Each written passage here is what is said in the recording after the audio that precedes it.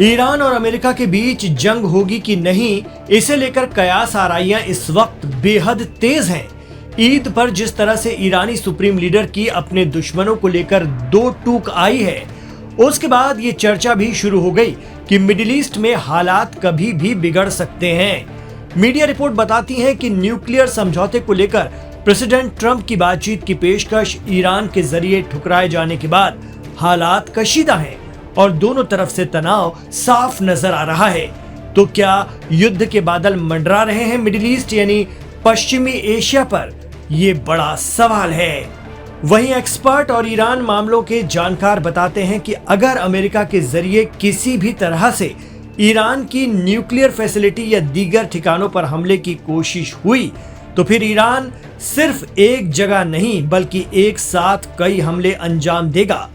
जी हां, असर टाइम्स के हेड शौकत भारती कहते हैं कि ईरान शायद ही पहले अटैक करे, लेकिन अगर हालात धमकी और सॉफ्टवेयर से आगे बढ़ते हैं और ईरान को ये एहसास हुआ कि उस पर हमला तय है, तो इन हालात में वो पहले अटैक कर सकता है और फिर वो एक जगह नहीं बल्कि मिडिल ईस्ट में मौजूद हर एक अमेरिकी ठिकाने या बेस को निशाने पर लेगा जहां से उस पर हमले का खतरा है।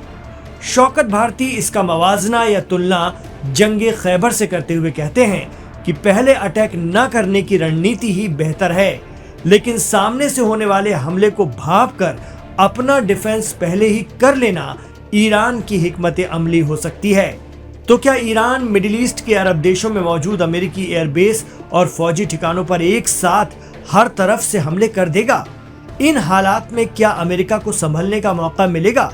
क्योंकि ये भी एक जाहिर हकीकत है कि अमेरिका ना तो अपने देश से ईरान पर अटैक कर सकता है और ना ही ईरान अमेरिका को निशाना बनाने की अहलियत रखता है। दोनों काफी दूर हैं। अमेरिका सिर्फ सुन्नी अरब देशों में मौजूद अपने एयरबेस का इस्तेमाल करेगा और किसी भी हमले की आशंका में ईरान सबसे पहले इन्हीं अरब ठिकानों पर हमला करेगा, वो भी एक साथ, जिससे अमेरिका को संभलने का मौका ही ना मिले, ऐसा एक्सपर्ट मानते हैं। जानकारों का यह भी कहना है कि अगर वाकई अमेरिका ईरान के कुछ ठिकानों को तबाह करने के मूड में है और प्रेसिडेंट ट्रंप अपनी धमकियों को लेकर सीरियस हैं, तो ये भी तय है कि जंग भले ही अमेरिका शुरू करे, लेकिन खत्म कौन करेगा और कब, ये कहना मुश्किल है, क्योंकि रूस ने भी यूक्रेन को हल्के में लिया था। जंग 3 साल खिंच गई। इसराइल ने हमास को खत्म करने का अहद लिया, लेकिन 16 माह से ज्यादा हो गए। हमास अब भी है और लड़ रहा है। लेबनान में हिजबुल्लाह से 2 माह की जंग के बावजूद इसराइल को कुछ हासिल नहीं हुआ। यमन में अमेरिकी हमलों का जवाब हूती अपने तरीके से ही दे रहे हैं। यानी जंग तो शुरू की जा सकती है, लेकिन कई बार हालात दोनों फरीक के हाथ से निकल जाते हैं।